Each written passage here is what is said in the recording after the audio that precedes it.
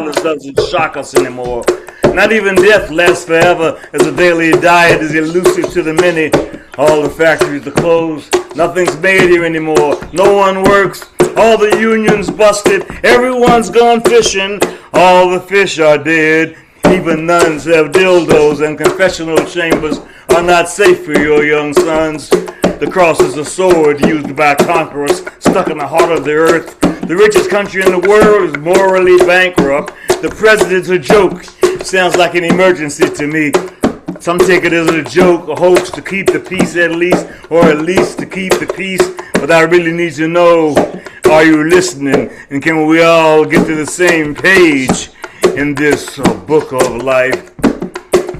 We will not bow down to racism. We will not bow down to injustice. We will not bow down to oppression. What you gonna do? I'm gonna stand. I'm gonna stand. I'm gonna stand. I'm gonna stand. Amazing. What a powerful way to start. Thank you, Ngoma. Thank you. Wow. So for those of you who did notice that we are recording this, if you don't want to be recorded, please just let me know. That was an amazing start. So next in our open mic, we have Sonia. Okay. These are some short pieces that I found recently. I'd forgotten that I'd written. They were about my father when he was old and getting a little demented. And so some of them are from his perspective, some of them from my perspective, and I'm just going to read a few of them. 1. He loved to drive. He was in full control behind the wheel, in control of where he was going and when he would stop. He drove until well into his 90s. Yet when his doctor said he couldn't drive any longer, he didn't protest much. Perhaps he remembered his friend Carl, who'd driven right into his death, struck by a car speeding down the main road as Carl turned onto it from his secluded street without a light. The guys were hanging out at the cafeteria in downtown Washington that afternoon, arguing the merits of running off to fight in Spain, in between scoping out the girls sitting at tables across the large room. He suggested they drive to New York and get some real action. They arrived after midnight and went straight to a dairy bar where they pretended to be Russians, garbling their way through blintzes and tea. 3. 5 boys who'd been at camp last summer were gone, off to fight in Spain. Their parents sat apart, read the papers eagerly, argued whether the capitalist press could be trusted to report objectively. The mothers kept to themselves. They exchanged glances when one or another got a letter, but waited to be told the news. The fathers carried the weight of their sons fighting fascism, yet still being their little boys. 4. The sun rapped sharply on the patio, and a breeze wavered a wind chime. A piece of tree branch on the other side of the wall looked like a bird, and the birds swirled past in braided dance. A woman sat under the gazebo tent, a glass resting on her walker. We sat across from her, nodded to her. She glared at us, muttered tonelessly, emptied her glass, and edged away on her walker. We had no idea how we had insulted her. 5. Old age had been a far distant land, glimpsed through a telescope as though a far galaxy.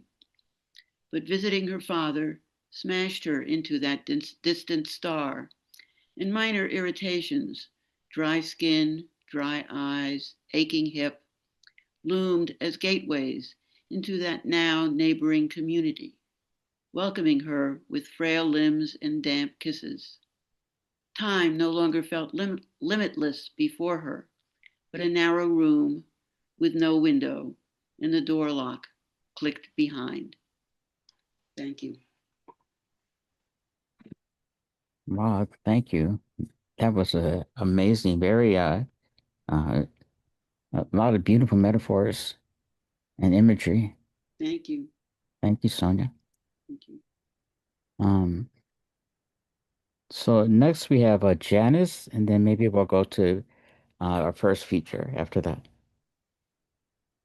So Janice, if you'd like to read, and remember to show your love in the chat as we go along.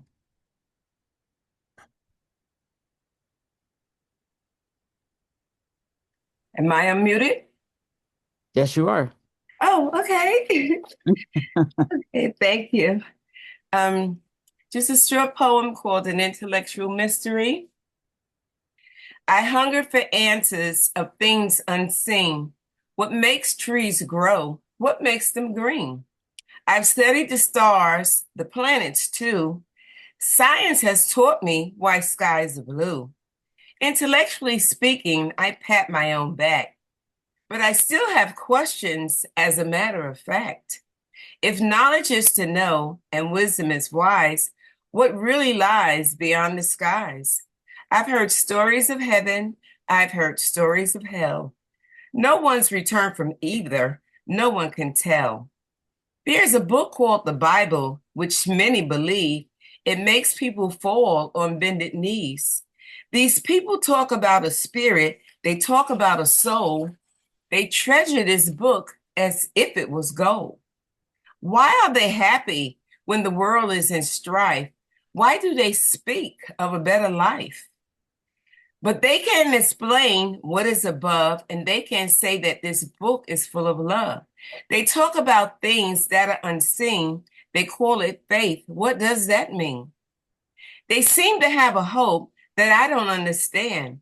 They seem to know things unknown to man. They say, give your life to him and see what he can do. This book speaks of a Jesus through and through. What is this mystery in such a book? I've never read it. I've never looked. Perhaps it's because of intellectual pride that I'm afraid to venture inside. Wow. Thank you. Beautiful. I love how deep it went, especially the ending. That was amazing. So remember, if you would like to read, please put your name in the chat. So we're going to bring up our first featured reader today. Her name is Lorraine Currelley. Lorraine is an African-American indigenous Gullah Geechee poet, spoken word performance artist, writer, visual artist, intuitive photographer. She's the New York, USA 2023 Lifetime Generation Beat Poet Laureate, the executive director for both Poets Network and Exchange, etc., and the Bronx Book Fair, aka the People's Book Fair. She's widely anthologized and a multi-awards recipient. Her work centers on social justice and equity. And you can check her out at LorraineCurrelley.com. Please welcome Lorraine Currelley.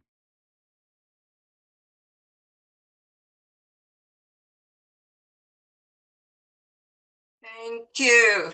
Thank you. Can everyone hear me clearly? Yes. Okay. First, I'd like to give honor to God and to the ancestors. Usually when I start a reading, I always read a very short poem from one of our ancestors. So this evening, I want to share a poem by Lucille Clifton, Won't You Celebrate With Me? Won't you celebrate with me what I have shaped into a kind of life? I had no model born in Babylon, born non-white and woman. What did I see to be except myself? I made it up here on this bridge between starshine and clay.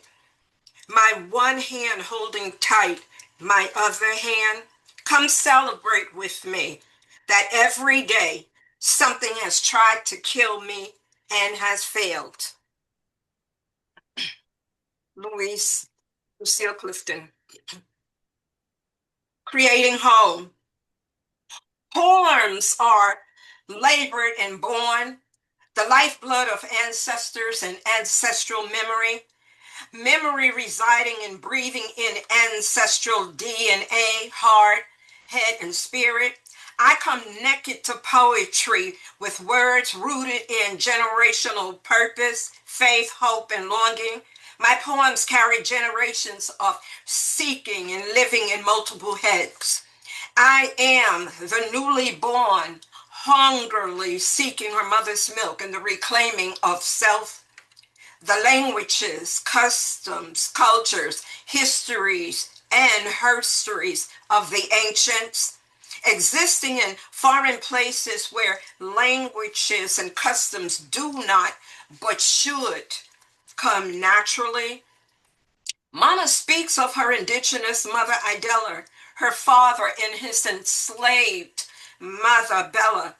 Mama's children fed on sacred remembered rituals. We are taught to respect and honor land, water, and all that lives and that have gone before us. We reject every demand to divorce ourselves from ourselves, to murder and curse our spirit, emotions, joy, and selves. We remain strong, resilient, beautiful, and determined, like generations before me, creating my saving grace, our saving grace, carving lies from what we have pulled into ourselves, remembering what we can and creating the new. These have become home. Mama danced for us, part one. Mama danced for us. When Mama laughed, she laughed full, and we children gathered around her and joined in. We loved when Mama was happy. It hid the corners of her loneliness and sorrow. It buried her empty bed and love's missing words and touch. Mama's dancing liberated her need, giving her space to breathe, sing, and to give herself fully to joyous moments. She became the free little girl running and playing in the country fields of her youth. Mama's spirit and body would fly freely. It was during these times Mama's stuff impregnated my soul, the stuff that would grow my sassiness, womanhood, teach me courage, and to own my freedom. I did not know nor understand these words until I became a woman, until I became Mama and owned corners of my own, until loneliness bled my bed and left my heart in its cover screaming. Whenever a corner screamed, Mama spoke to my aching parts, encouraging my brokenness to step around the pain. She knew I would need time. Mama knew I was growing my own understanding of woman's hurt. Mama, there were times I remained chained to our pain, times when I would awaken to my raw insides bleeding, times when even mercy had no mercy, times when skin and the noise of my teeth grinding could not shut out the clawing terror.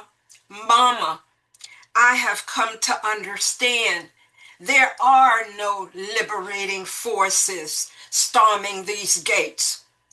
Only us, Mama, only us holding on.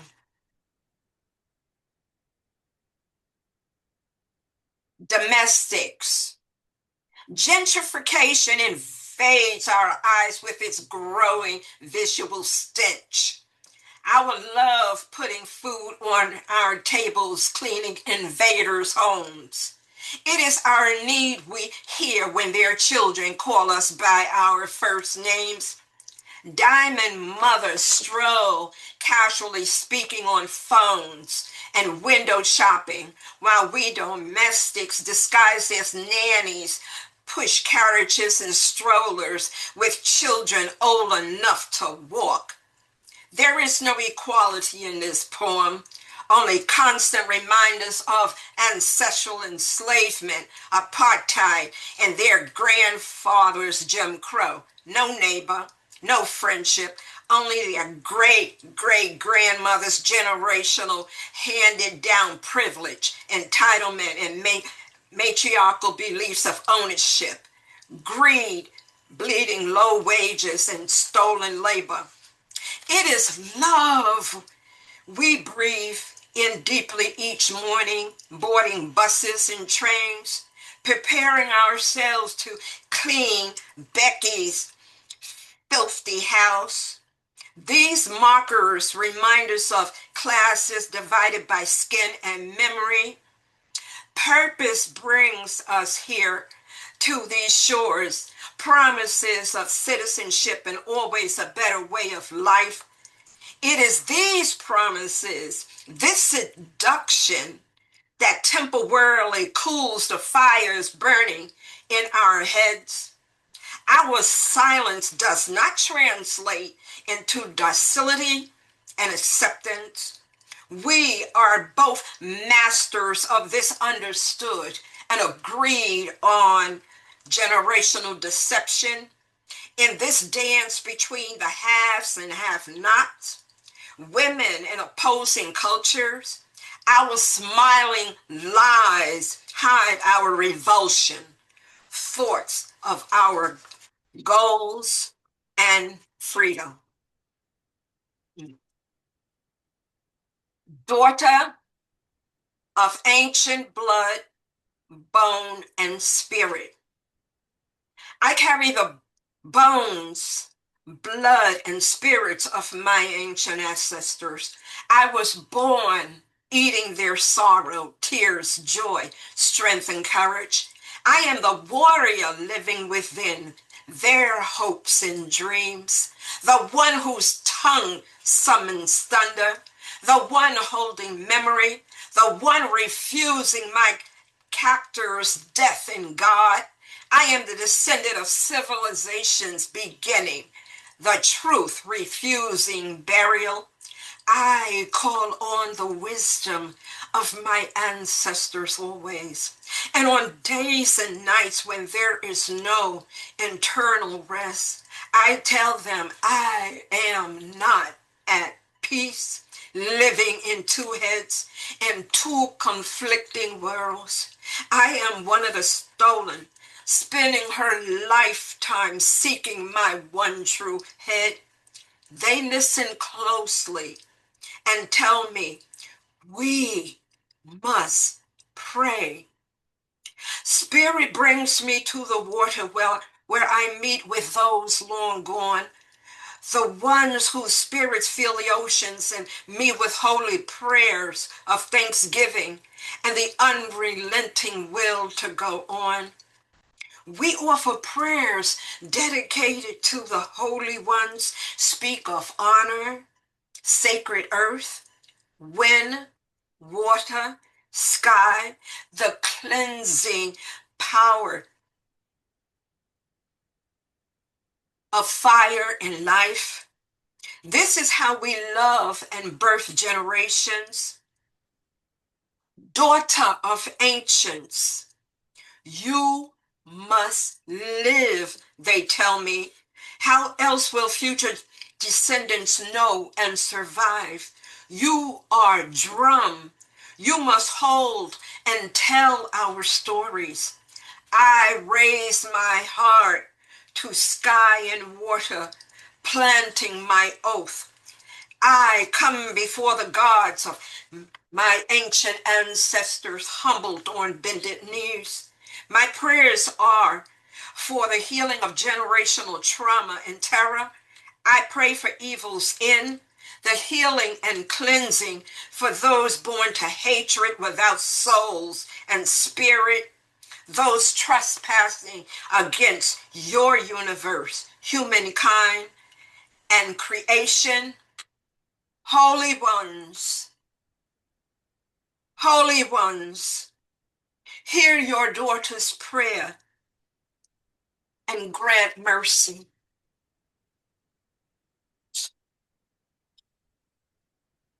Who I am and where I come from.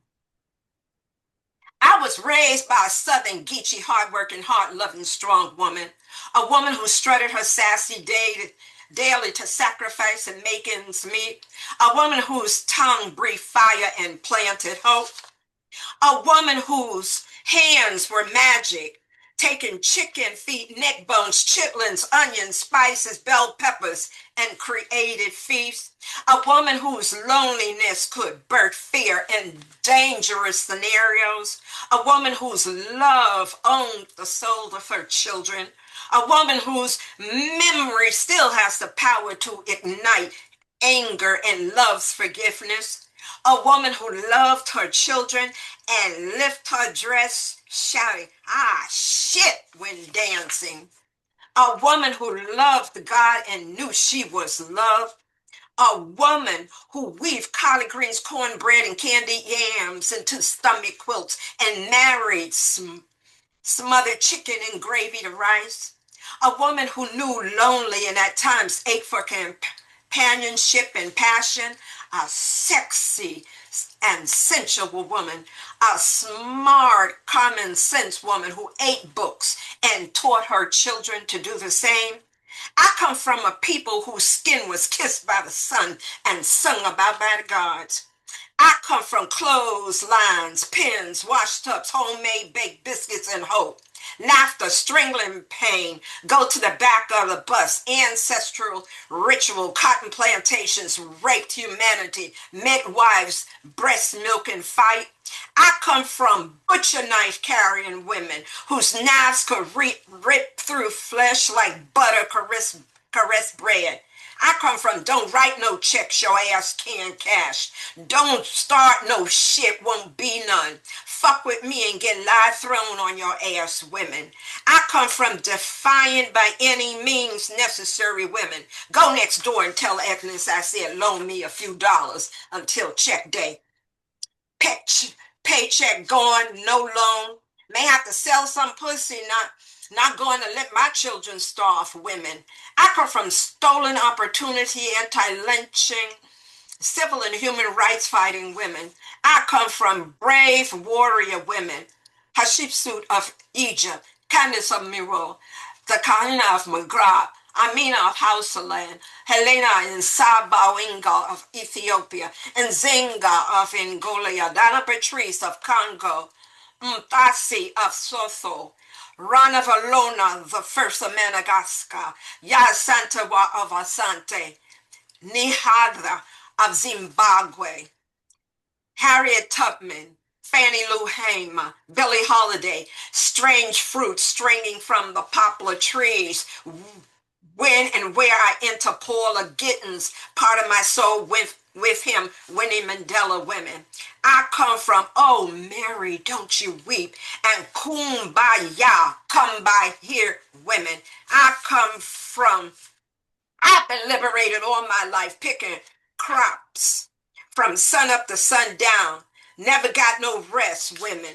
Cooking in Miss Ann's kitchen, cleaning house and taking care of her badass children, fighting off the sexual advances of her no good, trifling, low-life husband.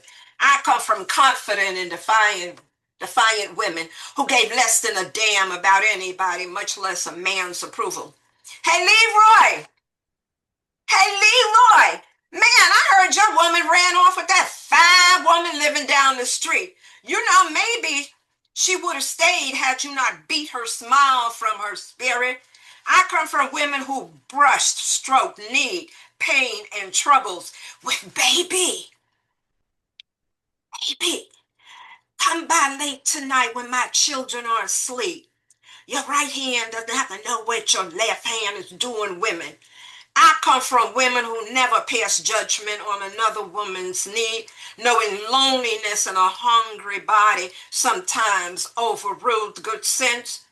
Women still ready to whip a sister friend's ass for betrayal.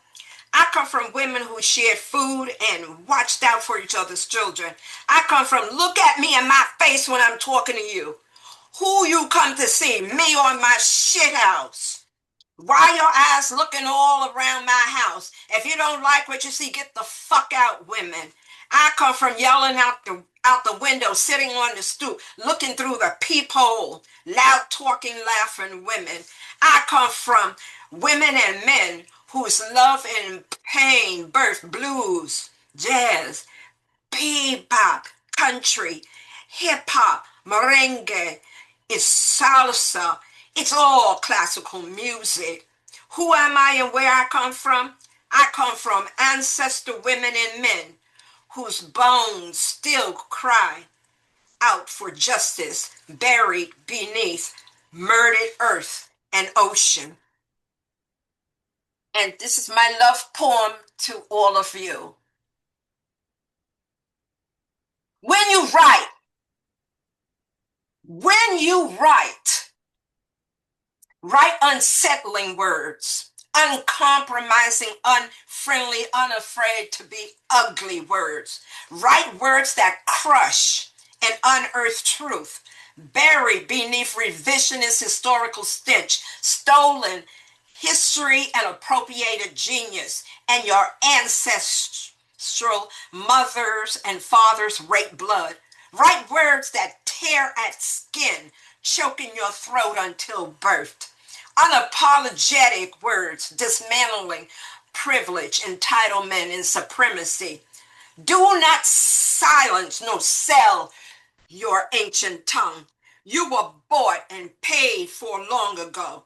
Do not bargain with ancient sacrifice, for when you die, our ancestors will not grant you peace. When you speak, speak courageously. You are never alone. Your words are sacred. Do not bless our oppressors with comfortable words. Words carved to ease of humanity and spiritualism that never exist.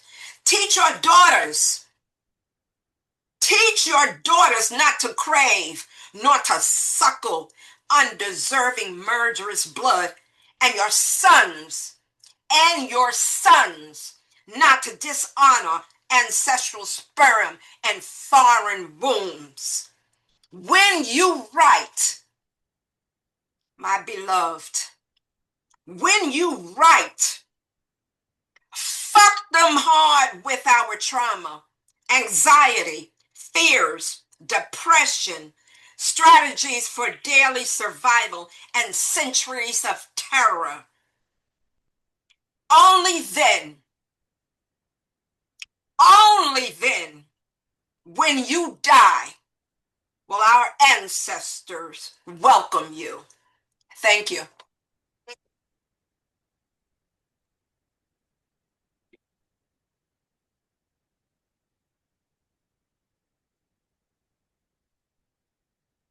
I just had to pause there for a moment, Lorraine. Wow, that was amazing. You know, the Zoom doesn't do That was justice. powerful. Yeah, absolutely, absolutely. Thank you. Wow. Zoom, it doesn't do justice. I think you probably have a standing ovation after some of those. Yes. Yeah. Wow. Thank you. Wow. Thank you. I would like to end by saying thank you, John Manning from Creative Expressions NYC for the opportunity to share my words with your organization and this wonderful audience of attendees who came out in support this evening. So I thank you all, and of course, love you, John, and thank you. Love you too, Lorraine. And we thank you. Here, Yes.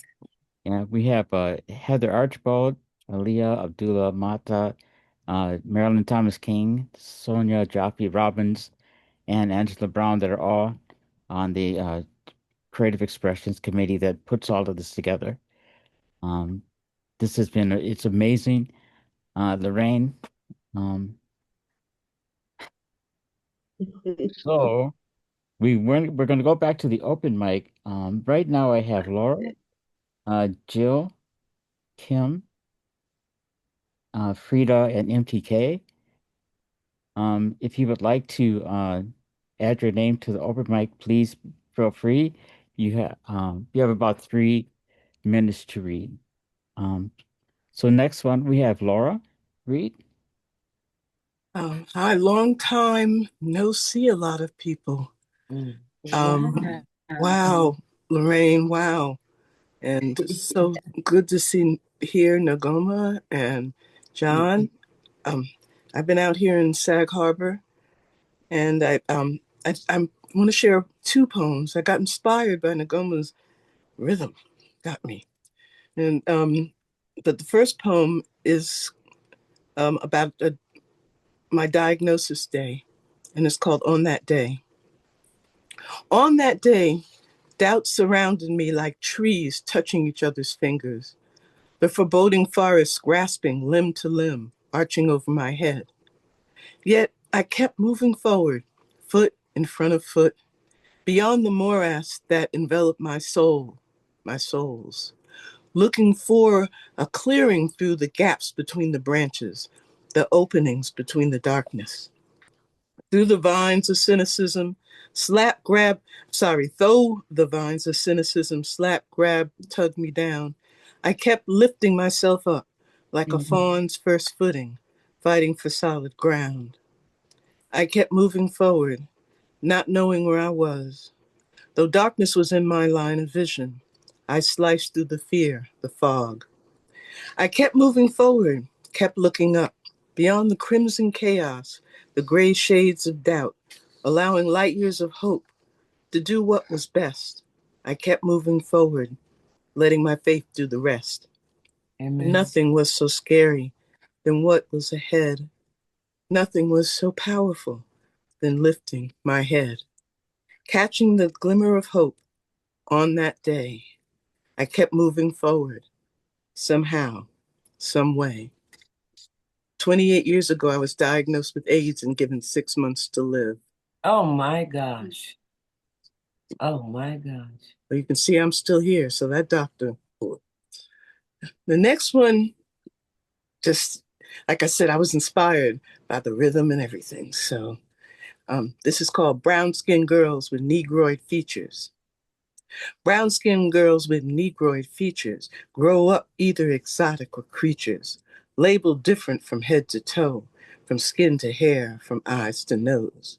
Brown-skinned girls with kinky hair, treated as a product of laissez-faire, disdaining her spirit, ignoring her truth. She keeps moving forward with nothing to prove. On her shoulders is the world.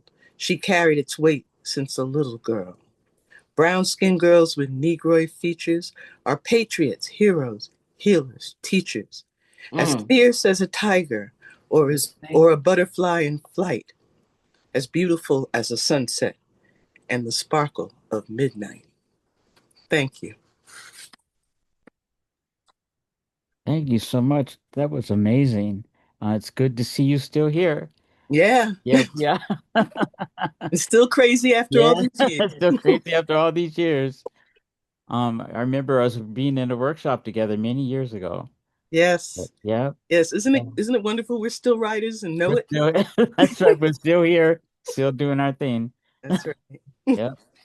Thank you so much. You're welcome. Thank you. Um, so next coming to the mic, we have Jill Lanier. Just taking 1 second here.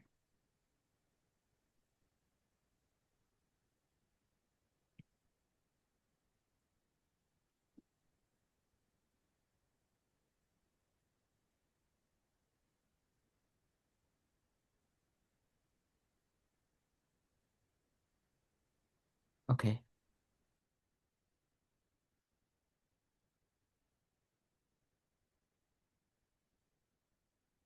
Good evening, everyone. Okay, this poem is called To Be Shared. Epigraph. Moving quietly after midnight, Keisha Gay Anderson. These stars sewn on, J.P. Howard. Moving quietly after midnight, the vastness of the night sky, mother of our highest selves, envelops the earth and whispers its secrets into the souls slumbering below. The stars sewn into the folds of her cloak tinkle and twinkle softly, like the forlorn but magical chime song riding the night air from a neighbor's porch. And sharing the wise and secret wisdom we already have, that we are more similar than different, that the love wedged in the folds of night sky's cloak is to be shared freely, fully, and equally by and with us all. Thank you.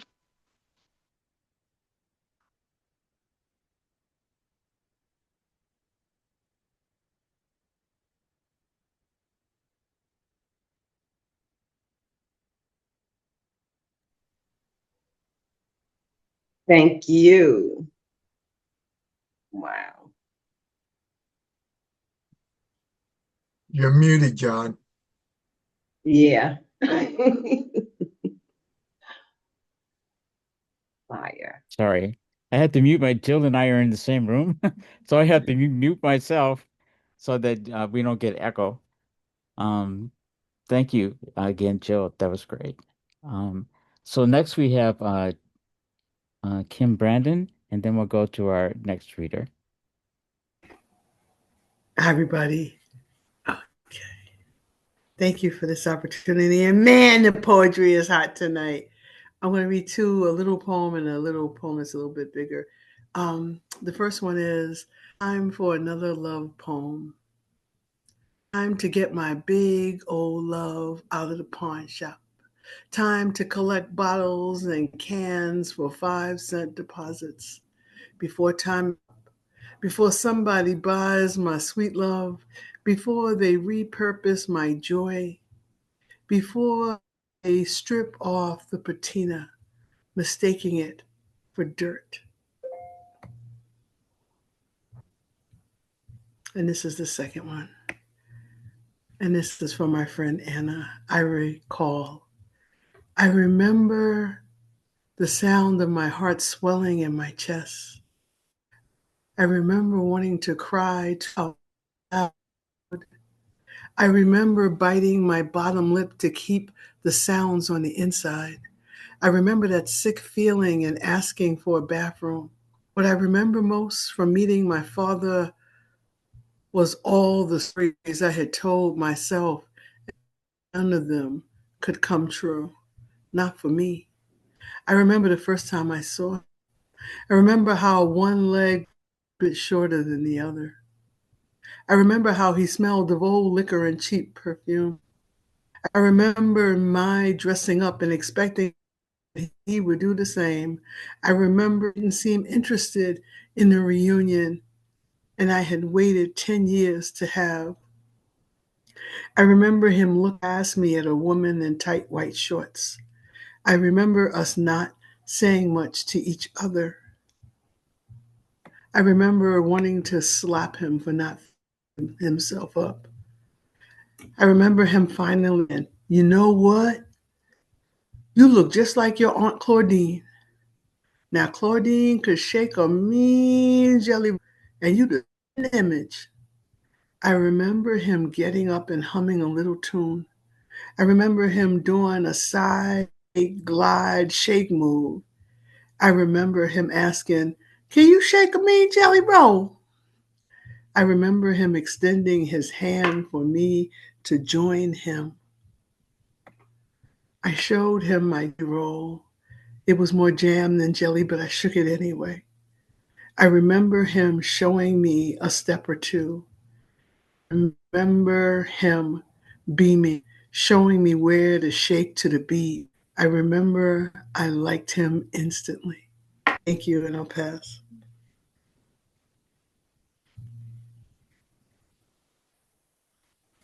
Thank you, Kim. That was amazing as always. Thank you very much. So next we have Edward Currelley, our next featured reader. Before I do that, I just wanted to mention Aaliyah just put into the chat a publication that she is working on right now called Winter in America Again. Did you want to say something about that, Aaliyah? Hi, good evening, everyone. I just put the website in the chat and you can look at it. We have a call that's it's open now until February. And the longer story is it's about poets or artists or writers. I'm responding to the 2024 election. And so we had done one Winter in America Again, and now we're doing, and it's, after Gil Scott-Heron on that song. And then we're doing now Winter in America Still to kind of talk about what's happened since that election and how it's affecting different communities. So there's a call there. We're looking for artwork, poetry, all types of work. So just check the website out. And if you have any questions, I think there's a link there. You can email us directly. And some of the folks in here are in it. And so I hope that more of you will be in it in the last one. And so I hope that more of you will be able to be in it in the upcoming one. Thank you, Leah. I'm one of the people that's blessed to be in the first edition. It's an amazing edition, so I know next one will be as good, if not better. So our next featured reader is Edward Currelley. Edward is author and artist. I'm sorry, it's widely anthologized. Publications include, but are not limited to, 2018 HVCCA MoCA Anthology, Between I Am Thou, Hudson Valley MoCA Anthology, That Is Irrelevant, Mom Egg Review, Dove Tells International Journal of the Arts, Empathy in Art, Embracing the Other, 2018, published by Writing for Peace, Colgate University Research Council, Dove's Tale Anthology, One World, One People, 2019, published by Writing for Peace, Sling Magazine, and Metaphor Magazine, issue 5. He is also a contributor to the online publication Peace Correspondent.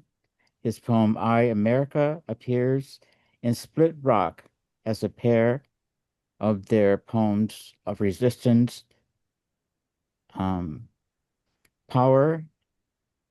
and resilience.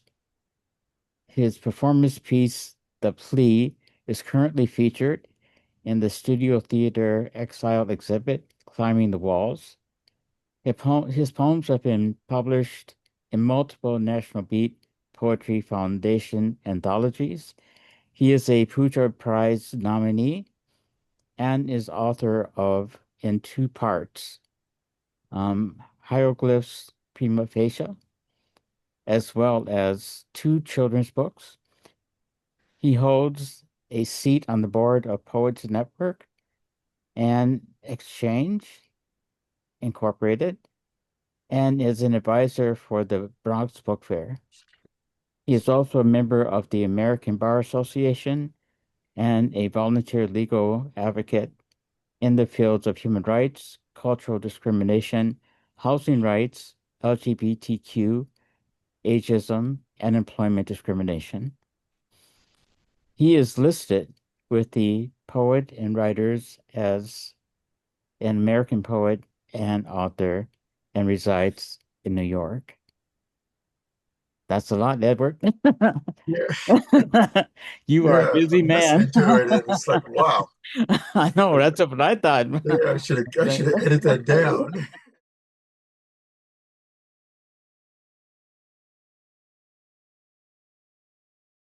And I want to thank you, John, and and Creative Expressions in New York for putting this all together, and everyone that you mentioned previously. It's like I'm very, very happy to be here and amongst so many brilliant writers and authors. The poetry has been phenomenal and outstanding, and I just like to. I'm very happy to be able to join in. I have several small poems that I want to read, and then I want to end it with a very, very short story. And I am lately I've been sort of inundated with politics and different things that is going on. I mean, it's been overwhelming. So what I've been doing is going back and looking at a lot of my old poetry and a lot of settling poetry to keep me grounded and focused. So I'm going to read some love poems. I'm going to branch off and read a couple of out of this world poems. But it's like, so I'm going to start off with reading a poem that I wrote for the Theater in Exile. It's based on a painting of a two-dimensional painting of a person. And well, anyway, it's called The Misconceptions and Divisions of My Inner Self. It's not really complicated, my life being me. It isn't a mystery to be solved. The who I am is all you need to know. There's no schizophrenia or bipolarism. I'm me, don't you see? The messages received from outside often need a bit of deciphering, but that's okay because I call upon my inner self, the twin mind that helps me to untangle this web, which sometimes seems transparently a conspiracy, but we're told not. It's only me navigating a simple sense of self-perspective. I've seen myself through myself trying to figure out who I am, what it is about me that I should know, seemingly need to know, that everyone else sees except me. I'm not getting it. I'm who I am and like the person I am. What is it that you all see that you think I should be? A person that I must insist isn't me. Somehow, this mirrored reflection of other people's perceptions is the key to unlocking my journey of 3 trillion steps of learning, loving, and living. All this in so many rounds of repetition, I still feel the ache and pain of heartbreak and fracture. If there is in this universe unpredictable, wild, and unknowing two of me in opposition, one kind, the other mean, or if choice was granted, two of me working in unison to bridge the gap that one or the other of me needs to be. My mind isn't broken. There's just this sense of division that I don't understand. A tug of war inside that's trying to break free. I continually find myself on the sideline yelling in unison with myself, shouting the universal doctrine of life and how it matters to be awakened to the needs of others, to be informed, thoughtful, compassionate, humble, and kind. Eager to make the world a better place for all people, not just for self. This inner division, this fight amongst myself, I'm lost in this muck of reverse normalcy, caught up in the chaos, trying to break through, to be awakened, to understand and embrace the notion that in the reality, in the end, it's just me. Okay, it's like I wrote that out of the confusion of everything that's going on in this world. Now I'm going to change up. I'm going to read some simple poems. And I've started a while back adding song to poems, which I kind of which I'm not a singer, so but I'm not a singer, but it's like I'm going to give it a shot here. Okay.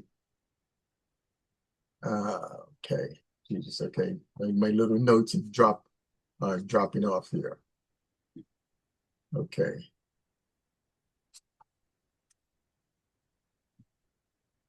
If this world were mine, I would place at your feet all that I own. You've been so good to me. If this world were mine, I'd give you the flowers, the birds, and the bees. And with your love beside me, that would be all we need. This world were mine, I'd give you anything. Last night, my dreams were about you. Yes, dreams, plural. Always the multiples of three. Deep love, fanciful flirtations of love, dreaded ending of love. I've tarried in quest to understand deep love, the attachment, unyielding bond. To reason why we cry for one another, clash, find minds at odds while hearts remain fixed. Feels like ill-gotten gain, that moment of forgiveness. The fanciful flirtations from across the room, your gaze, small wrinkle in your cheek, squinting crow's feet accompanied by a smile. The curious arched brow, fingertip pointing to the crease in your chin, that mischievous grin. Fingertip pointing to the crease, that mischievous grin. The age of golden shining brightly in your eyes, intertwined fingers and gentle kisses, the unspeakable dreaded end arriving much too soon. Physical separation of farce, the heart is strong. Realization we are no more yet will always be, the constant examination of reasoning for loss while connection remains, the absence of warmth, the crave for tenderness, the fading of togetherness, the scent of forgotten garments, sleeping on your side of the bed, dreaming of eternal love in plural, listening to the heart of one that now beats for two, grateful for teary eyes, joyful feelings and memories that will always remain. Thank you.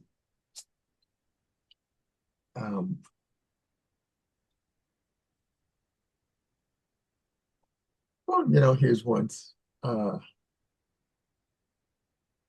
political poem I'll write. It's called I, America. America is my home. This is where I'm from. Generations past, my ancestors were stolen from their homeland, brought here in chains. Generations since, we have worked hard to be Americans, this without choice. Of course, for the most part, it's all we know. We have been given reluctant invitation of assimilation, unequal justice after the fact. We are made to feel like occupying refugees. This state of reality wasn't asked for, it was forced upon us. We remain the only race of people in these United States not given the choice of coming to these shores of our own volition. There was never any open-armed welcome, benefits or opportunities unearned. Give us your weak, poor, etc. Never applied. Though we have managed advancement, assimilation, we as a people continue to struggle within the structure of a nation in denial. A nation of false promise blinded by its own dark truths. A nation of fear of its own reflection. A nation unwilling to correct its misdeeds, of challenging the truths of its origin. These are our American realities. Not everything that is faced can be changed, but nothing can be changed until it is faced. And that was said by James Baldwin.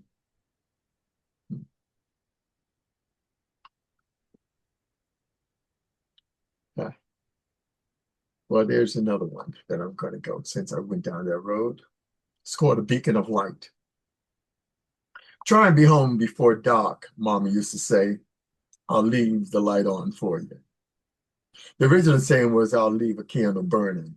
Never knew what that really meant. Passengers fleeing enslavement aboard Harry Tubman's Underground Railroad did. Every stop, a window lit candle, or oil lamp indicating the safe haven, homes of conductors putting themselves and family in harm's way for the greater good, the humanitarians, stewards of life and freedom shining in darkness, a light to guide the way, a light of sanctuary, a beacon of hope, signaling from afar that freedom is within reach. As the years have passed, that beacon of light candle in the window have become to represent many things. The gleam in a child's eye who finally understands a lesson taught, reaching soil of a foreign land to escape persecution in hopes of a better life.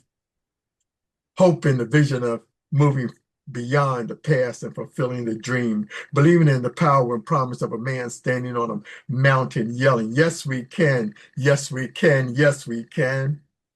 A light in his eyes, fire in his heart, raising torches at the entrance of nations, opening borders, guiding the way, following a star, beacon of light, a candle in the distance, a promise of hope. No matter the color of house or forces that rule, the winds of tyranny and storms of evil will never douse the light or blow out the flame. The faces have changed, but the language of tyranny is the same. Evil dwelling in darkness, afraid of the approaching sands and the inevitable changing face of a nation. Thank you. Let me see here. Okay.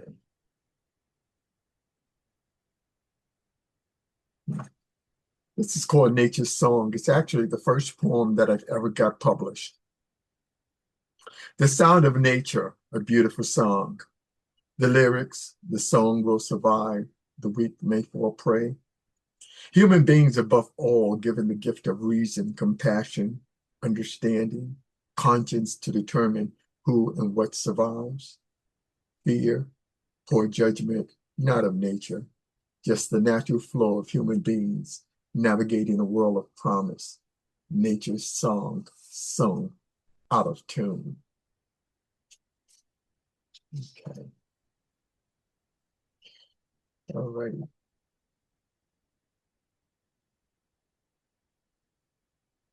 Okay. This is called Happiness. I Can Touch It. Happiness. What is it really? How does one measure it? Are there guidelines, criteria? You can feel it, but it cannot be touched. Yet it touches you. Is happiness an emotional oxymoron? It's present when your heart smiles, the sight of someone dear, observing the similarities of kinfolk, being together as one of two, the connection and bond of family, despite the temporary rituals of love and hate. Mother's smile of tears, mother's smile or tears at the embrace of a child, the pounding of heart at the whisper of yes to proposal, eyes of the person that occupy your heart from across the room in the anticipation of evening's conclusion. When heart for no apparent reason sings a contagious melody and your world smiles around you. Happiness, I can touch it. Okay. Hey, this is, it's like something I'll share with you. It's a poem. It's called Insatiable Intoxication. And I'm sure quite some of you might be able to relate. Amazing grace, how sweet the sound that saved a wretch like me. I once was lost, but now I'm found. Was blind, but now I see. Times of weakness, wasted hours, days, weeks, months, years perched high atop my throne, a stool reserved as long as pockets were filled, life planned through fantasy of hard psychological and philosophical lies, masterfully convincing self of upward and forward mobility while still. Feeding on the false fruits of courage, fed despair at great cost by fair-weathered false friendship, held hostage by cravings, teased, taunted, and manipulated by soul's inability to see beyond the glass, my prison of self-imposed shame. No longer intoxicated by insatiable urges, I stand tall, unashamed, focused, determined to walk life unwavering, a simple goal to keep deep planted, to follow a straight line without stagger. And again, you can see I tried singing again. That's I love trying that, but but I do what I can. Okay, yeah. I'm going to yeah, I guess I put these in order, but somehow they kind of get away from me. This is a love poem of sorts. It's called Peaceful Comfort. We lay silently, your body pressed against mine, the warmth of your breath upon my spine. You curl around me to become one, the magnificence of nature part and offering, expectation in it, and anticipation overwhelming. My breath traces the contours of your innocence. I languish at the glistening reflection of your joy. I feast upon the nectar of our love. The sensation of fulfillment overtakes me. Our eyes tear, filled with contentment. We lay silent, the joy of knowing peaceful comfort. We hold and curl, still like spoons lined in a drawer. Your heart beats calmly. I sigh. You exhale, and all is well. And there's like another poem that I like to read. It's called, it's a love poem. It's called, Serena Smile, and I always read this poem when I'm at a reading because it's about my one true love. Your lips, that smile, the place behind your eyes that always question, pondering the source of our love, years of companionship, friendship. Still, I'm captivated by your beauty and warmth, that steadfast notion of what life should be, could be. The feeling of holding hands, walking an uncharted path, heart to heart, without expectation, together, just being together, you, me, being us, just being us. Okay. Okay, so I will wrap it up with a short story. Do we have time, John? Okay. This is called Fractured Soul. Okay, it's a fictional enactment. Have you ever been to an actual prayer meeting? I'm not talking about just any prayer meeting. Don't get me wrong. All meetings where the Lord's name is lifted is a wonderful thing. I'm talking about an old-fashioned Southern Episcopal prayer meeting, a gathering of family and friends for the sake of spiritual rejoicing, a place where hospitality and love overflows, a safe haven. I remember growing up in Harlem, a predominantly Black community. Wednesday evenings, usually around 7 or 7:30, a group of about 12 or 15 neighbor folks would gather in the undercroft of St. Philip's Episcopal Church for prayer. These meetings were open to anyone who felt a need. As a child, we used to call this space our rec room, short for recreation room, during the week. Before 5 o'clock, Pastor Harrison and the custodian, Mr. Sonny, would set up game tables in a reading section. Some of us boys would run in and offer to assist. The answer was always the same. Thanks, boys, but you all would just hurt yourselves. I'd reply, okay, Father, Reverend. Sorry, sir. It's okay, Sonny. Say, you can call me whatever you're like. Whatever you're comfortable with. Just don't call me late for dinner. He would burst into laugh into laughter. Mr. Sonny, with his southern drawl, who also has speech impediment, which caused him to repeat things twice, he chuckle and laugh at the same time. He got you good, boy. He got you good, boy. I smile and say, yep, he sure did, and walk out. Over the years, I must have heard the same joke 1,000 times. The fun was in hearing it told and the reaction it got, and never buried, always the same. This was our after-school session. We gathered to complete our homework and played for a couple of hours before going home. Miss Gilbert, a tall, elderly woman, would start by banging on the piano, or as she called it, the piano. The woman couldn't play a note. Her heart was in it, and that's all that mattered. One or two adults, church members, volunteers would always be available to watch us. Truth be told, their real purpose was to make sure we didn't burn the building down. We were a rough bunch, raised right, very respectful of others, of our elders. Why am I telling you this story?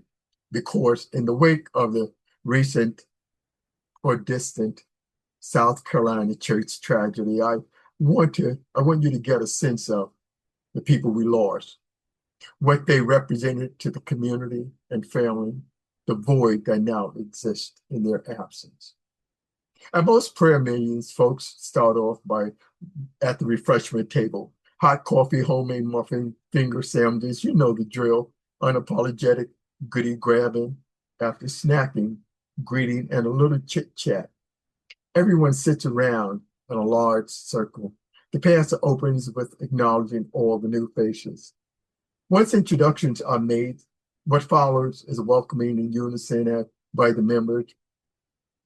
After an hour or so of Bible study, prayer, and rejoicing, the group is asked by the pastor if anyone has a loved one who knows of anyone who is in need of prayer. Everyone stands holding hands and individual names are spoken around the circle. The pastor then leads everyone once again in prayer. Eyes are closed. Hands are joined and heads are bowed. Now, I'll ask you to please keep that image in mind. We looked up in shock and disbelief at what was about to happen. I couldn't help but wonder why. A faint smile that no one would notice appeared on my face. A nervous reaction, perhaps it was accompanied by thoughts of family members, their faces. It wasn't more than a few seconds before we realized there was nothing we could do that could be done. In a moment, we would all be gone.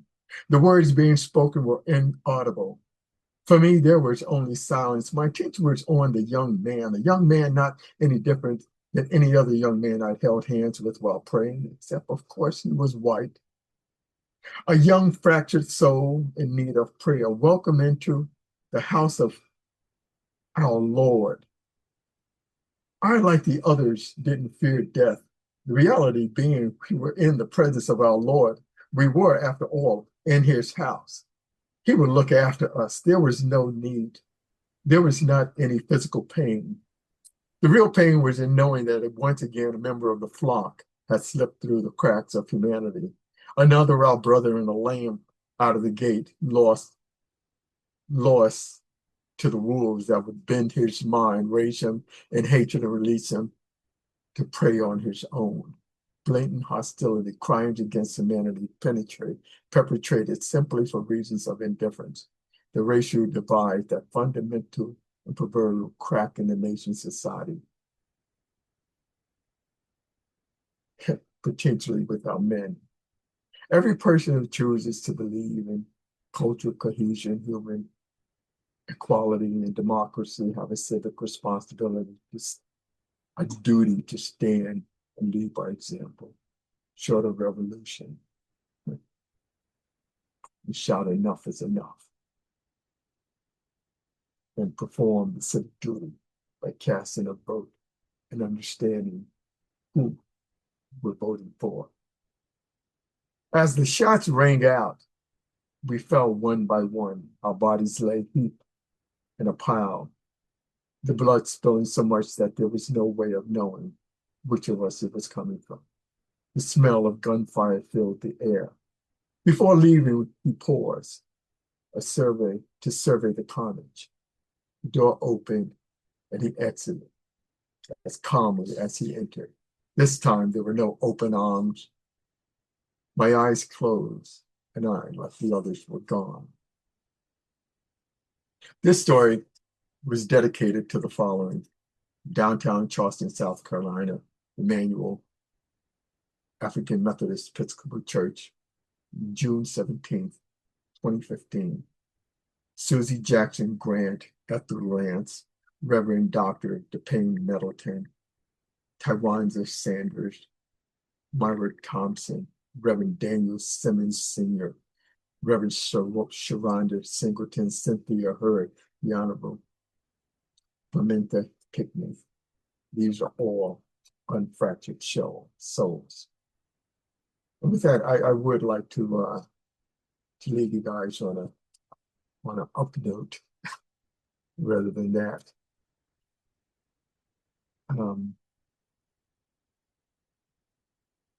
Okay. This is one that I like. It's called Everyday Adventure.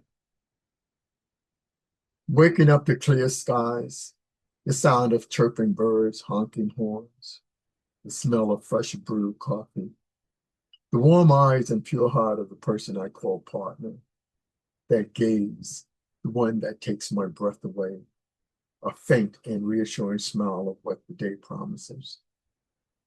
Iron rails, shoulder to shoulder with strangers, the gleam in their eyes, warm smiles and neutral morning nods, acknowledgement that we're all in this together, singular souls entering one another's lives, touching hearts for only a moment without expectation.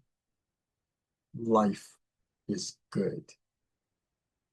Thank you so much for listening. Thank you all for joining this adventure we're on here. John, thank you so much. And again, thank you, Creative Expressions New York. Thank you. Thank you so much. Yeah, that was amazing, beautiful, wonderful. I like that last poem you said.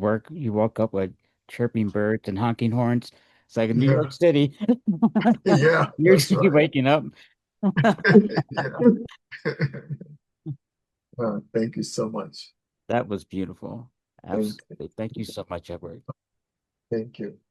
In our open mic, we have a couple more people, and then we're gonna go to Stacie Evans, our next featured reader. So next up to the open mic, we have Frida Jones. All right. Wow, what a day, what a night. It's a night to remember. Okay, I just put this comment, these Currelley jeans, I don't know, something else. Well, anyway, I have two things I want to talk about before I start my really short poem, and that is that tomorrow is my birthday, and you know how like they allow you to say, well, instead of a present, because like I know that you guys would come over with expensive presents. I would like to encourage you guys to either subscribe or donate to, I don't know whether I can do this. Can I do this? No. Okay. It's African Voices magazine. I don't know whether it's really coming out that good. But the reason I have first of all, this episode, I think they come out quarterly. It's a Kwanzaa issue, and our dear, dear, dear beloved Amber Atia is featured in there and also African Voices. I know many of you have heard of it, but if you haven't really picked up any recent issues, they have some amazing artwork and photography. Right now I'm looking through and I'm seeing that they are really featuring wonderful youthful voices, and it's a really, really worthy gift for yourself instead of giving me the expensive gift that you had planned to give me. The other thing is that Real Sisters, as I don't know whether, but I do believe that Carolyn Butts is the person who started Real Sisters. And for 2 years, Real Sisters has hosted me. Stop there, because otherwise it's going to go on for another half hour. Just look into it. If you guys have questions, you can call me. I'm on Facebook as Frida Grace Jones. Okay, I do have a piece I want to read. And some people have been like coming to some of my features in the last 2 years, have known I've been writing about the ARC. And these ARC poems were, they were generated from me feeling really isolated during COVID and post-COVID year. And I just kept writing them. This one is called After the Arc. Okay, wait a minute, I'm gonna get off here. After the Arc Apartments. After the Arc Apartments, 3 stories and wood compartments on the Arc. Noah built according to instructions. We left to see rainbows. No one knew later we descendants would live in apartments. Long, narrow hallways, shiny yellow tiles, winding stairwells, cement, odor-filled, rectangular worlds. So difficult to leave. A secure yet dangerous world. But somehow we continue. We write poetry, no crystal stairs, carry knives. Thank you. Thank you, Frida. As always, amazing. And while you were reading, Laura, Renee Tucker is here. She's a poetry editor for African Voices. What, Laura? Oh my God!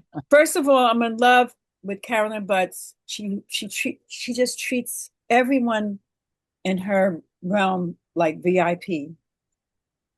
Okay. Yeah. And it's nice to know that Laura is one of the people. I tried to read through the whole issue, but I didn't read the admin notes yet.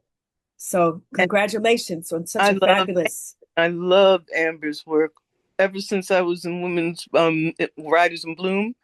And once I was able to get her on, I told her, give me some poems. And I'm offering it to everyone else. And don't go through Submittable. I will put my my email address. If you want to submit to me.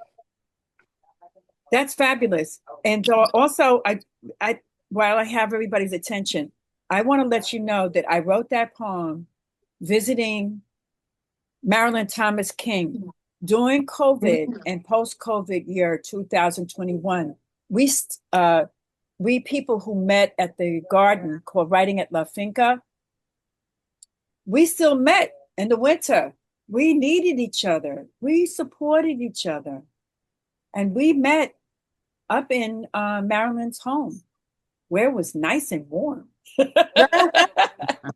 Okay. So those long yellow tiles inspired me. Thank 16F or whatever. Thank you, Frida. And Writing at the Finger is an amazing thing if you want to check Frida out. And happy birthday. Happy birthday. And yeah, this is a great birthday present. Yeah. So next to the open mic, we have Marilyn Thomas King.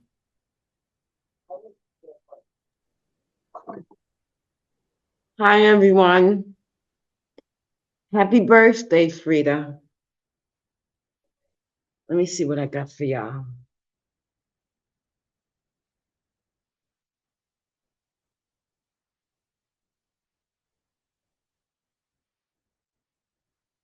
Oh, this is a beautiful day. Hanging with me artist friends sharing, listening to the sweet sounds of creating, creating, creating. Let it flow through the sky. How lovely my day is. I'm in heaven upon earth right now.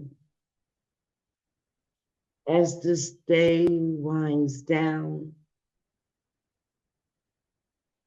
my heart is filled with happiness because it is a beautiful day. Part 2.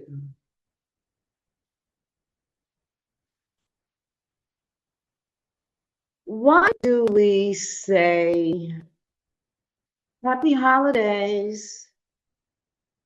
Is it learned behavior? Or do you really feel the joy of what those words truly mean?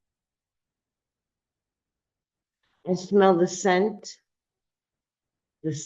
of my youth, cinnamon, ginger, mint, nutmeg dances through the air. Christmas trees all decorated, laughter everywhere. Going to Aunt Irene's or on Alma and Cousin Myra, Aunt Cynthia, Aunt Duffy, Grandma Bailey, or Grandma Thomas to celebrate. West Indian, American cuisine, satisfying every taste bud you possess. And you know I stuffed my face out. Memory, Christmas past, that tradition lives inside of me. So I keep it flowing as the years slip away and I smile. It's beginning to feel like Christmas, the way it has since a child, when I saw the world so innocently was I. Santa drank his hot cocoa with the mushrooms on top. There was no cookies left when I woke up.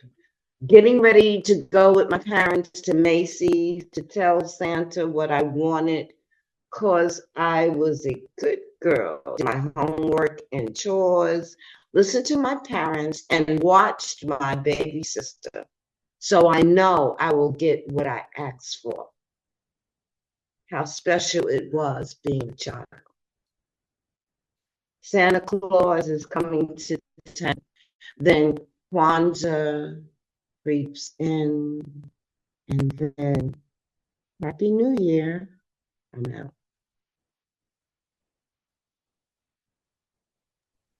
Thank you, Marilyn. That was amazing as always. You're welcome.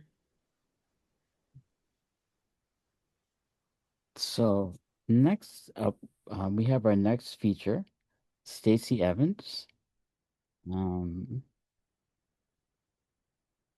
Stacie writes essays, fiction, and poetry. She is a four-time alum of the Bona Voices workshops for BIPOC writers, people of color, and has been awarded residencies from the Constant Saltstall Foundation for the Arts and Story Knife Writers Retreat. She is currently working on a collection of essays about reclaiming, honoring, and drawing strength from anger. Her work has appeared in New South, After Ferguson, Just No More, Bitch Magazine, Lifting the Burden of Shame, Bellingham Review, and The Rumpus. She lives in Brooklyn with an obscene number of fountain pens. Please welcome Stacie Evans.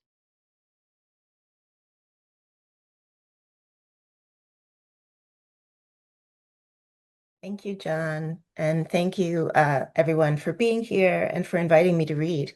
And I do have an obscene number of fountain pens. It's it's true. I just received a new one the other day that is quite comical. It's 2.5 inches long. It's the funniest fountain pen I've ever seen. Anyway, that's not why we're here. Um, so, like Lorraine, I wanted to start with a poem of someone else's. Ruth Foreman is a poet who I love, and her book, Prayers Like Shoes, is one of my favorite books of poetry. And I also love that she has like a lot of like super tiny, like in a nutshell poems. And this one is called Come. My eyes need something easy. Come rest yourself by here. I just love that.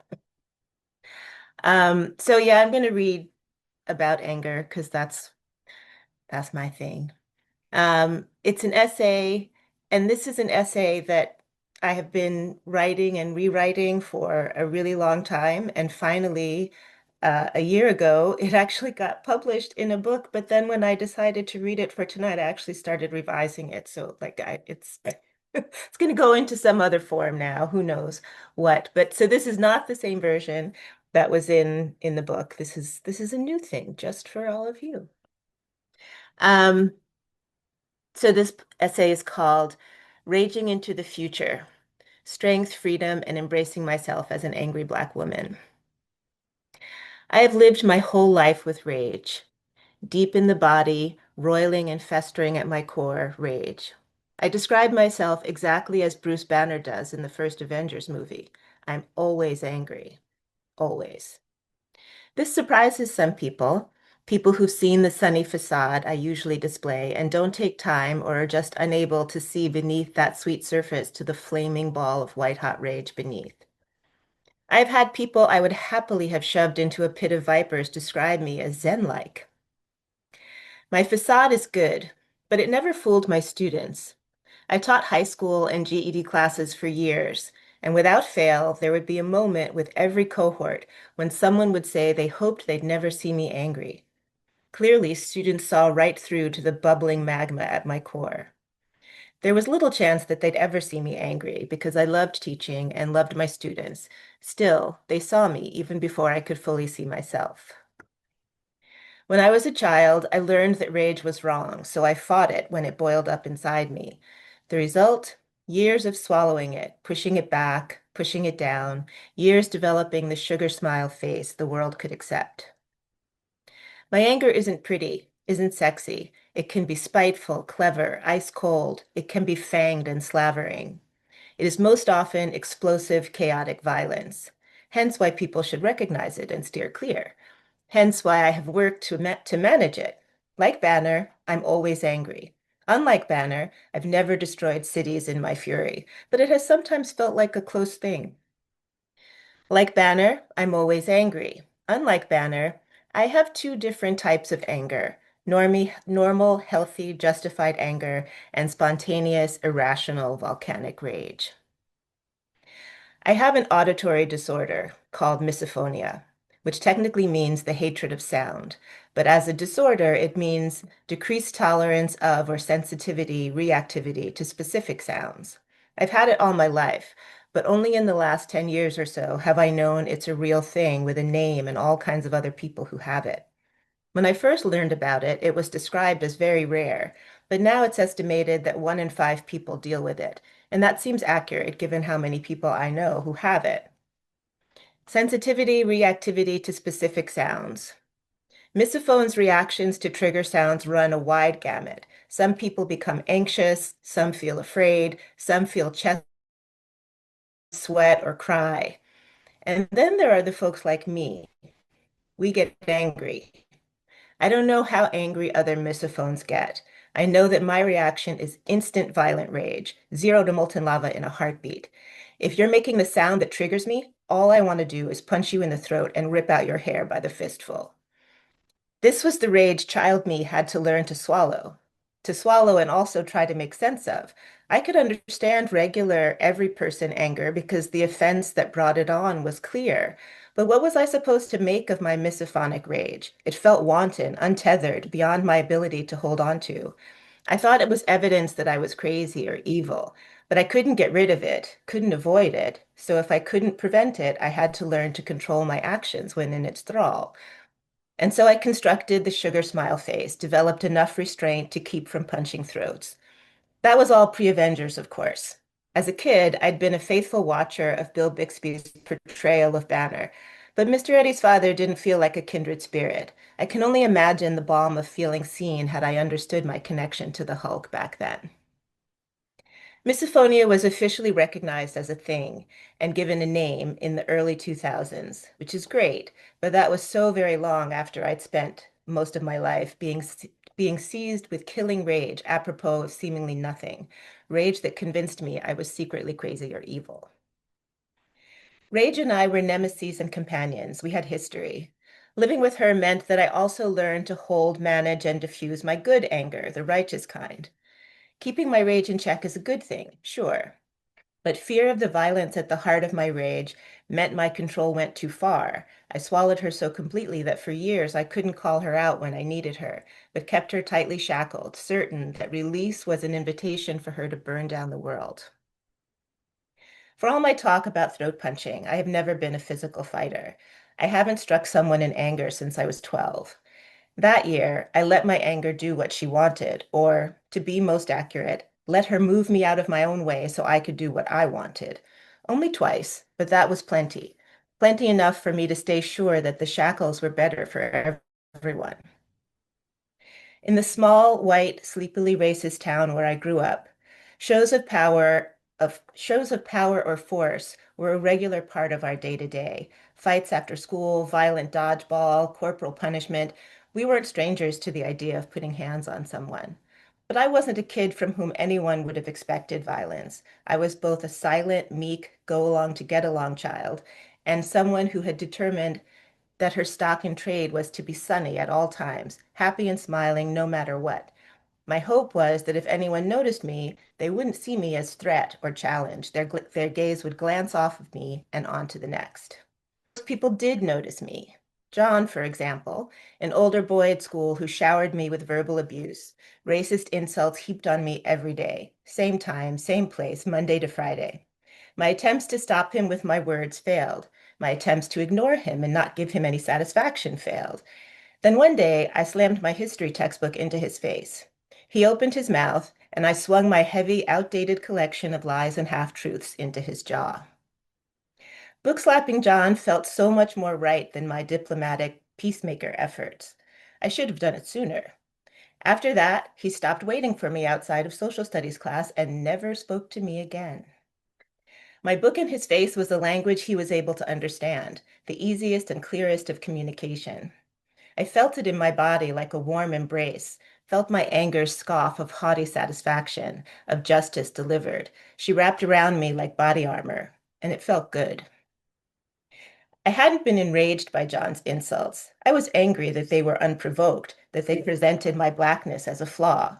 And I was angry that all the good girl responses, all that time trying to be reasonable, mature, ladylike, had produced no result other than amusing him and leaving me subject to his crap that much longer. I'd been tired of hearing him every day. Ugly black bitch, stupid black bitch, dirty black bitch. I was quietly and calmly angry, not raging, not truly the Hulk in that moment. Slamming my book into John's face had been a cool-headed action, not a crazed response born of uncontrolled emotion. My thick, heavy book offered me an obvious conclusion, the final word. And no, it shouldn't have been the final word. Maybe if I'd been reprimanded, if I'd received some kind of punishment, I wouldn't have moved on to my second act of violence. But really, if I'm honest, expulsion would likely have been the only punishment that would have prevented what came next. Fast forward a month or so to the moment when Michael, a white boy in my science class, called me a nigger. I was still the meek and mild child, still happiest when I blended into the background, but I'd never been called a nigger before, so I didn't have a clue what my response to that would be. My response was an attempt to choke the life out of Michael. I grabbed his throat, tightened my grip to pull his face toward mine, and invited him to say it again, and kept inviting him to say it again as my fingers were pried from his bleeding neck. Choking Michael was equally as satisfying as slamming my book in John's face and had the same positive effect. Michael never spoke to me again. Nothing could have been more natural than introducing John's face to that history text, than the feel of Michael's neck in my fist. Both were split-second reveals of a me who didn't suffer fools, a clear vision of how decisive and fabulously effective my anger could be. I never regretted either action. I don't regret them today. Full disclosure, though, as I wrote an early version of this essay, I remembered a thing, remembered that those two instances of violence weren't actually the first or the only.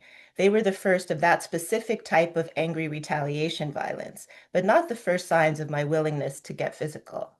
The year before, my friends and I played with brute force for a while. There was a period during our almost entirely unsupervised recess when a group of boys faced off against a group of girls. There was a boy named Guy who was the largest boy, not overly tall, but heavy. I was always lined up to face him because I was the tallest girl. We'd form opposing lines, link arms, and advance on each other, chanting, "We don't stop for nobody." And then we'd smash the enemy line as hard as we could, trying to break through. Those violent clashes were different from what happened with John and Michael, but surely the experience of not stopping for nobody let me know I could lash out when necessary. I may have chosen to live behind a scrim of docility, but that was a tactical choice. Slamming into Guy over and over again gave me an idea of what I could take, what I could dish out. I think about slamming my child body into Guy on the playground every day, my willingness to try walking through a larger, stronger person again and again and again, my ability to believe that I could walk through him. Who was that Stacie? And was I that girl because I was so early in my rage regulation learning curve that I had a more visceral connection to my anger than I allowed myself to have as I grew older? Back then, I was still finding ways to keep my irrational fury from exploding out of me. Crashing into the wall of Guy might have been exactly the release I needed to help keep my violence in check. A year later, I was no longer body slamming Guy, but I hadn't put my anger all the way away either. I'd learned how to keep her under wraps, but was able to let her loose when I thought the situation warranted, like a boy spitting insults at me daily, like another boy choosing to call me a nigger, like that, warranted. After years of believing I was keeping my anger under wraps, I began to realize that she was always there in spite of me, always at my surface, refusing to be hidden away, even as I imagined I had achieved some kind of control. She was there in the ways I fought for my students when they were wronged, in the ways I fought for myself when ER doctors wanted to sterilize me rather than identify and treat the actual issue that had brought me to the hospital, in the ways I wrote about racism, about injustice. She held my hand through every moment, keeping me safe, sane, whole. So I began to invite her into the open. It was 2014. I needed her more than I feared the hell she might loose upon the world. Yvette Smith was dead. Eric Garner was dead. Michael Brown was dead. Tamir, Akai, Pearlie, Trayvon, Rakia, Eleanor, Michael, Oscar, Tarika, Ayana, Derek, Sean, Sharice, Miriam, Tanisha, Jordan, Shelley, Amadou. So many dead. I had a pain in my chest I couldn't ease. I needed fire, needed release. Anger looked just right, looked as if she would fit like a bespoke suit. I was wary about letting her fly free, letting all of her out at once, but I couldn't see another way. The deaths were choking me, crushing my heart, silencing me. Darnisha, John, Melissa, Ramarley, Alicia, Patrick, Chantel, Rumaine, Catherine, Deborah, Alberta, Kimani, Kendra, Rinaldo, so many dead. I smashed every shackle, determined that there could be no turning back. I've spent the last 10 years building this relationship with my anger. This relationship is maybe the truth of the enemies to lovers romance novel trope. I did everything I could to hide myself from the depths of my rage, when all along I longed for her, needed her justified and hedonistic power, when all along I'd felt her seductive draw. She offered honey and lemon to my sore throat, raw from everything I'd been forcing myself to choke back, to swallow. She offered power and wholeness. And that is the superpower I'm learning to wield. Zach De La Rocha said it in 1994, and he was right all along. Anger is a gift. It's a gift. and I'm ready to unwrap it every day. My challenge is no longer how to balance righteous and misophonic rage. I have yet to punch anyone in the throat. I recognize my triggers sooner, employ distraction tools more effectively. I can't avoid triggers, but I know myself better, know what I need. Like Banner, I found a way to always be angry, but not always be raging. But my anger still isn't easy. I've learned to express it, learned to let her step out. But that move toward freedom creates a new challenge, the life and death juggling of being a Black woman with a range of emotions that includes anger. Black women aren't supposed to show anger. If we can be angry, how can this woe-begotten country keep expecting us to save it? If we're able to fully access our rage, how can we keep bearing the weight of hate and violence while still providing our mammy titties to nurse and succor our oppressors? Dominant society has no room for Black women's rage, can't allow it, sees it even when it isn't there. We are damned for our anger, taught that we either need to erase it or be forever vilified, forever labeled the angry Black woman, only to be vilified and labeled even when we are our least angry. My anger can draw violent responses from people trained to fear, revile, and to humanize me. My original need to harness my anger was to avoid burning down the world. Now, the more significant driver for that harnessing is the need to keep myself safe, keep myself alive. I want and deserve the freedom to stretch out in my rage, the freedom to be furious, and the freedom to not have my anger criminalized. The freedom to stand fully in the light, my anger at my side, she who has carried me through every danger, every grief, replenishing my reserves from her dark, delicious, bioluminescent depths.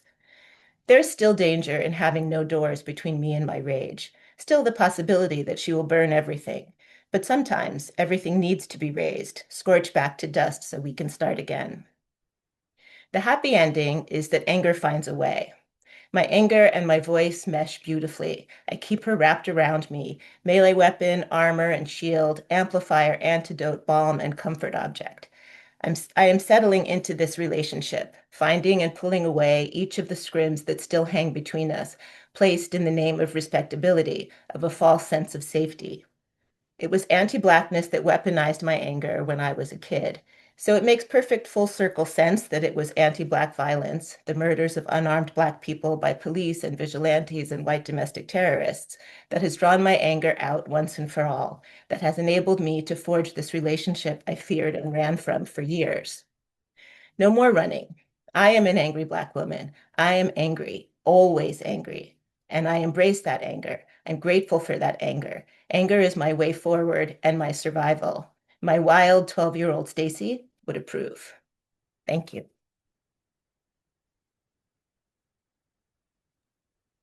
Wow, Stacie, that was amazing. I think a lot of people feel the way you feel about a lot of that. Is it possible You are to not share my alone. screen?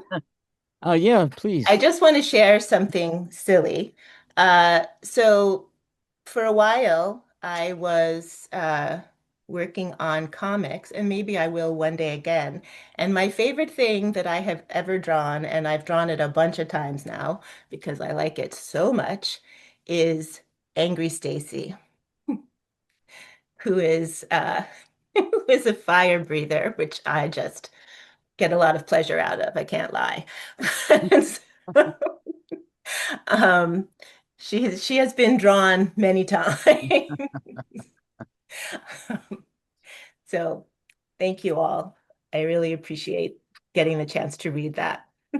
Thank you, Stacie. That was amazing.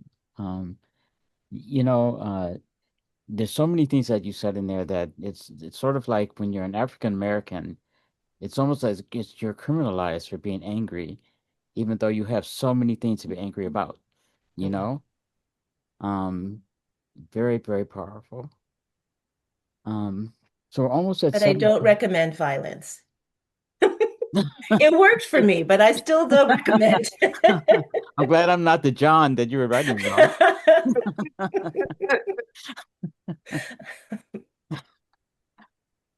So it's almost 7 o'clock. Carmen, did you want to read something? Is Carmen still here? Maybe she left. Maria, we do have I saw that you had mentioned that you would like to read something. We have a few minutes left. If you'd like to read something. Carmen is answering. I'm sorry? Carmen is answering. She said, yes, she's there. Oh, she is. Oh, Yes. okay. Carmen is my niece from Barbados. Oh, cool. Carmen, did you want to read something? I saw you put something in the notes. Yes, I have two pieces if that's okay. Do you think you could read one, Carmen? Sure. Okay, so it's about which one? They're not very long. Oh, they're short? Okay. All right, go ahead. Yeah. Okay, thanks. So good night, everyone. This first one is called Melissa, in light of what would have recently happened in Jamaica.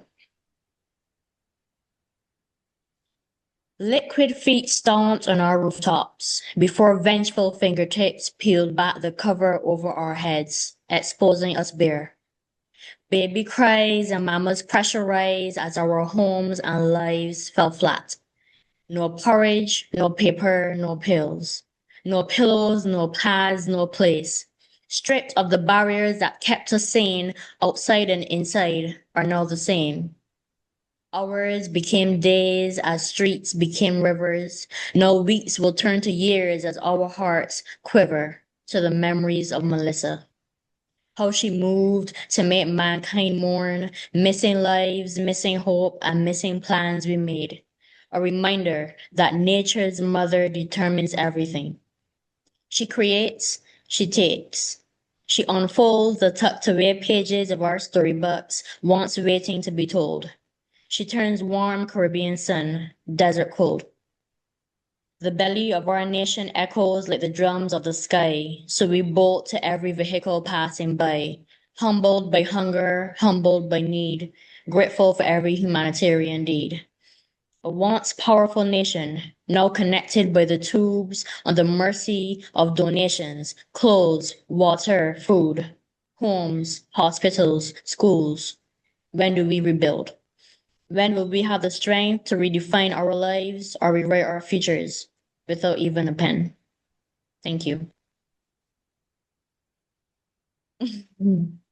Thanks. And the second piece is called Spot the Difference. Oh. The pen, the tree, the woman, the wind, the sand, the ocean. How do they differ? The stars, the rain, the river. Does it run faster than she who chases after a better life? No. She doesn't gift wrap her entire value in the achievement of being a wife. The page, the dirt, the daughter. The sun, the storm, the fire. How do they differ? How is the poet not the poem she writes for herself? How is the dreamer not the dream she sees in herself? And how is the mother not the child she wishes for herself? We do not become what we are not already made of.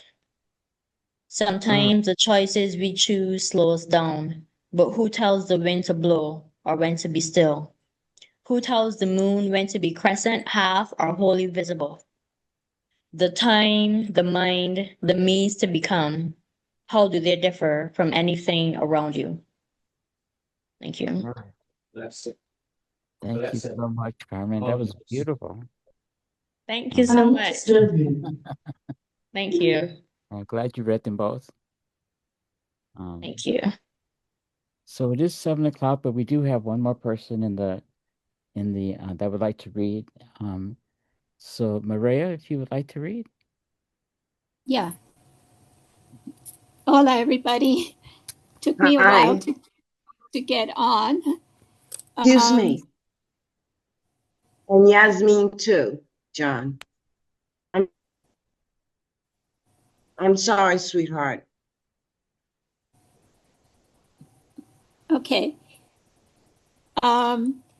It's this time of year that all those paintings of the Annunciation and what else happened somehow are around. And it made me think. And I had traveled to the old city and learned some other things.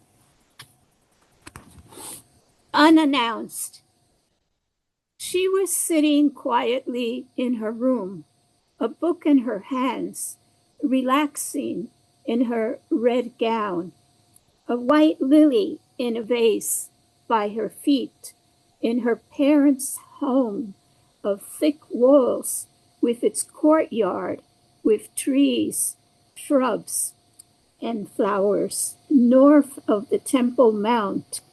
Her aged parents, Anne and Joachim, taking their afternoon rest. She thought she heard a flutter and the lily sway, looking up, slivers, blue gold, spun around her. Her eyes followed the glittered air. There he was, tall, handsome, his blue-tinged wings fanning her, the lily, her gown. Gabriel, he said he was. She knew already.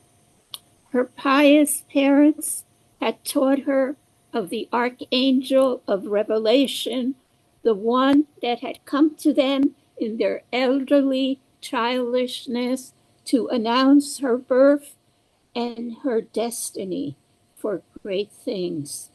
She had been waiting for him. It was not strange for her when he spoke the words she already knew. Hail Mary, you are also highly favored. The Lord is with you. Thank you. Amen. Thank you, Maria. Mm. That was beautiful. Yes. Thank you. Yasmin, would you like to read? Yes, I would. Thank you so much, Don. Thank you, everyone. Thanks, MTK, to gonna read this piece. Congratulations to all the readers. It was wonderful, and what a nice way to end on a Sunday. So this piece is called. Give me 1 second. Actually, it doesn't really have a title. It kind of just goes right into it. So here we are. Black capitalism won't save us. And there goes my invitation to the ball. Cinderella will have to sneak into this year's NAACP Awards. Because when you drop the mic and it stays on the ground, there are consequences. And I like a good party. I can shuck and jive with the best of them, in theory, or in a dream, maybe a nightmare. We are doing the bus stop, cha-cha slide, all dressed in white because Black folks love an all-white party. And I bust through the door like Kool-Aid and disrupt the shit out of all the fun. Oh yeah, I shout. Black capitalism won't save us. And Tom Joyner, Roland Martin, the entire staff of Black Enterprise usher me out, but not without me splashing red Kool-Aid everywhere.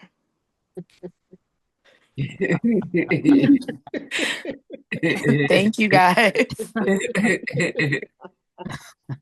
Thank you, Yasmin. That was That was a perfect everywhere. I can see ending. it. Y'all welcome. Perfect ending. Oh my goodness. Thank you Yeah. all. This has been amazing That this was evening. great. Oh my goodness. Yes. No, what a wonderful reading.